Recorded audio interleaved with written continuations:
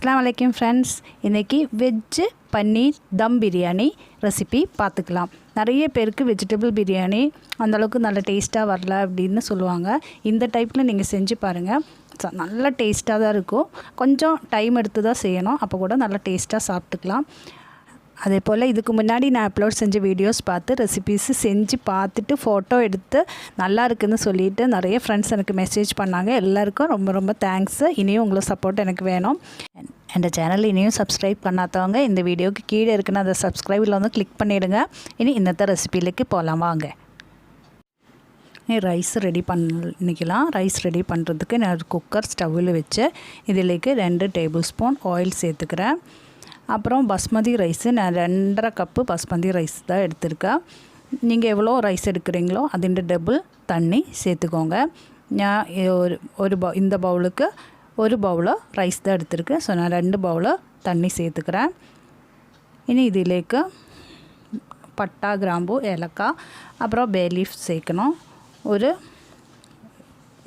2 piece சின்ன piece பட்டா 2 கிராம்பு 2 ஏலக்காய் அப்புறம் ஒரு பே லீஃப் கூட சேர்த்துக்கலாம் இனி இதிலேக்கு தேவையான salt சேர்த்து இதொன்னு நல்லதா கொதிக்கட்டும் அதுக்குள்ள நமக்கு இந்த ஸ்டவ்ல மசாலா ரெடி பண்ணிக்கலாம் மசாலா ரெடி பண்றதுக்காக நான் ஒரு pan ஸ்டவ்ல வெச்சு ஆயில் சேர்த்திருக்கேன் இனி இதிலேக்கு பெரிய சைஸ் வெங்காயம் நான் 2 பெரிய சைஸ் வெங்காயம் நல்ல மெலிசா கட் பண்ணி இதிலேக்கு சேர்க்கறேன் இது நல்லதா ஒன்னு ஃப்ரை ஆயி வரணும் இந்த டைம்ல நமக்கு அந்த ஸ்டவ்ல ரைஸ் ரெடி ஆயிடும் உங்களுக்கு இப்படி பண்ண முடியல அப்படினா நீங்க ரைஸ் ஃபர்ஸ்ட் ரெடி பண்ணதுக்கு அப்புறம் ஃப்ரை பண்ணி எடுத்துக்கோங்க அதே போல ரைஸ் வந்து 2 மெத்தட்ல ரெடி பண்ணிக்கலாம் இப்போ இந்த மெத்தட்ல நான் செய்யற மெத்தட்ல ரெடி பண்ணிக்கலாம் இல்லனா நீங்க சாதாரணமா நிறைய தண்ணி வெச்சு வடிச்சு கூட ரைஸ் ரெடி பண்ணிக்கலாம் இப்போ இந்த வெங்காயம் நல்ல ஒரு கோல்டன் பிரவுன் ஆன வரைக்கும் ஃப்ரை பண்ணி எடுக்கணும் அதே போல நம்ம என்னென்ன வெஜிடபிள்ஸ் சேர்க்கறனோ எல்லா வெஜிடபிள்ஸும் அதே போல ஃப்ரை பண்ணி எடுக்கணும் இப்போ பாருங்க இந்த ஸ்டவ்ல குக்கர்ல தண்ணி நல்லா கொதிச்சிடுச்சு நான் கழுவி எடுத்து வச்சிருக்கேனா பாஸ்மதி ரைஸ் அதிலேக்கு சேர்க்கறேன்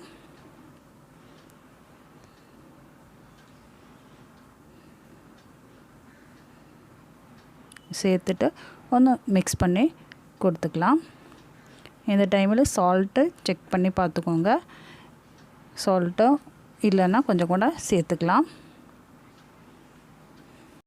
இதொன்னு மூடி வெச்சு ஒரு விசில் வந்ததுக்கு அப்புறம் ஸ்டவ் ஆஃப் பண்ணிக்கலாம் ஹை ஃப்ளேமில் ஒரு விசில் வரன வரைக்கும் வெச்சுக்கலாம் அப்புறம் ஸ்டவ் ஆஃப் பண்ணிக்கலாம் இனி இந்த ஸ்டவ்ல பாருங்க வெங்காயம் நல்லா முறிஞ்சு ப்ரௌனிஷா வந்திருக்கு இனி இத எடுத்து மாத்திக்கலாம் இதிலேக்கு கொஞ்சம் திராட்சை ஒன்னு ஃப்ரை பண்ணி எடுத்துக்கலாம் முந்திரி பருப்பு இருந்தா முந்திரி பருப்பு கூட சேர்த்து ஃப்ரை பண்ணி வெச்சுக்கலாம் அப்புறம் இதிலேக்கு நம்ம என்னென்ன வெஜிடபிள்ஸ் சேர்க்கறனோ அந்த எல்லா வெஜிடபிள்ஸும் இதே எண்ணெயில ஒன்னு ஃப்ரை பண்ணி செப்பரேட்டா ஃப்ரை பண்ணி எடுக்கணும்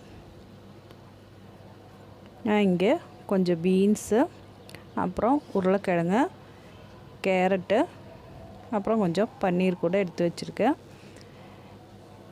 உங்களுக்கு என்னென்ன வெஜிடபிள்ஸ் பிடிக்குமோ அந்த வெஜிடபிள்ஸ் எல்லாம் சேர்த்துக்கலாம் இப்போ நான் ஃபர்ஸ்ட் பன்னீர் ஃப்ரை பண்ணி எடுக்க போறேன்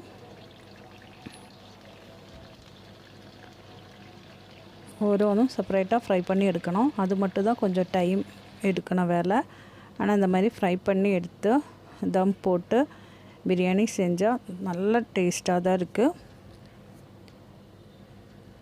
இனி அடுத்து உருளைக்கிழங்கு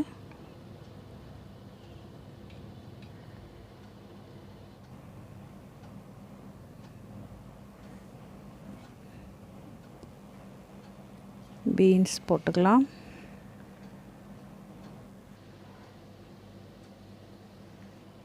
இனி கேரட் கூட ஃப்ரை பண்ணி எடுத்துக்கலாம் இப்போ எல்லாமே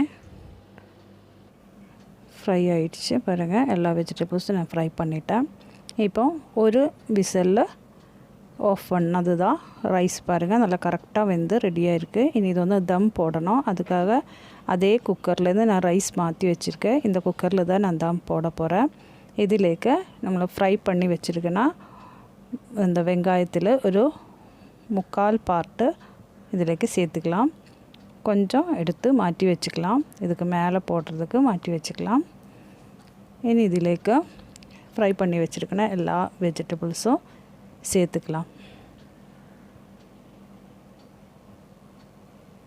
அப்புறம் இஞ்சி பூண்டு ஒரு 4 பச்சை மிளகா ஒன்று மிக்சியில் போட்டு க்ரஷ் பண்ணி எடுத்தது ஒரு டேபிள் ஸ்பூன் சேர்த்துருக்கேன். அப்புறம் ஒரு 1/4 டீஸ்பூன் மஞ்சள் பவுட்ரு, 1 டீஸ்பூன் சில்லி பவுட்ரு, அப்புறமா ஒரு 3/4 டீஸ்பூன் கரம் மசாலா பவுட்ரு கூட சேர்த்துக்கலாம். இனி இதிலேக்கு ஒரு 1/2 கப்பு தயிர் சேர்க்குறேன். இது கொஞ்சம் புளிப்பு இருக்குன்னு தயிர் ஆயதுனால நான் 1/2 கப்பு தான் சேர்த்துருக்கேன்.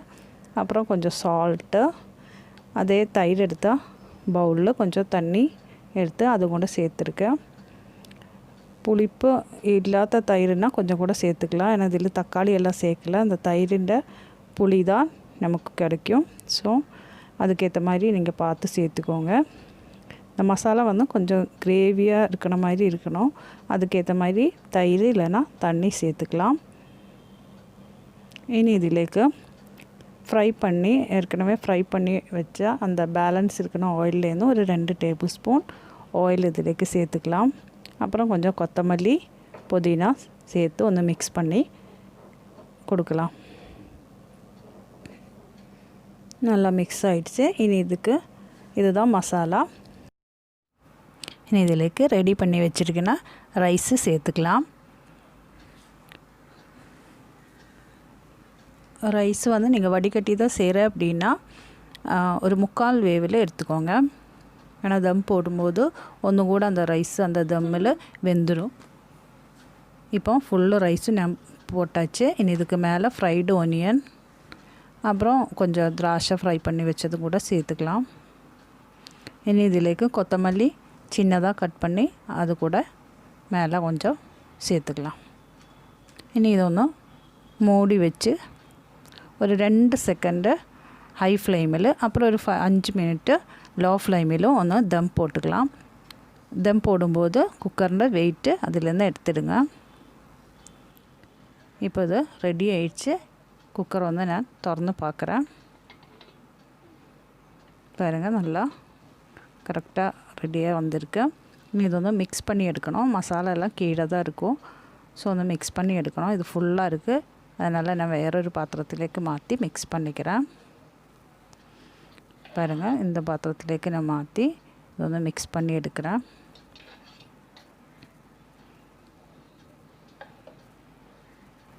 இப்போ இதை நான் ஒரு சர்விங் பவுல்லைக்கு மாற்றிட்டேன். இதுக்கு மேலே சர்வ் பண்ணும்போது கொஞ்சம் ஃப்ரைடு ஒனியனும் திராட்சை முந்திரி பருப்பு இருந்தால் அது கூட சேர்த்துக்கலாம்.